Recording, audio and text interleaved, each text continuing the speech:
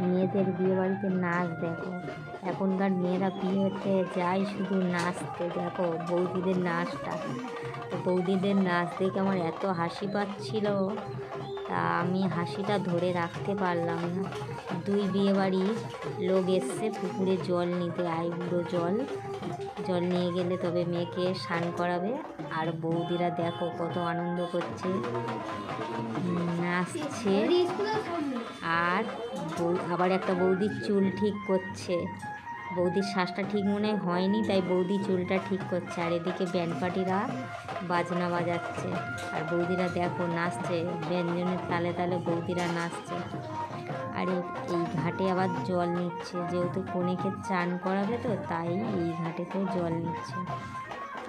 আর পাশে এই বৌদি হলুদ শাড়ি পরা বৌদিটা নাচ দেখাচ্ছে কত সুন্দর।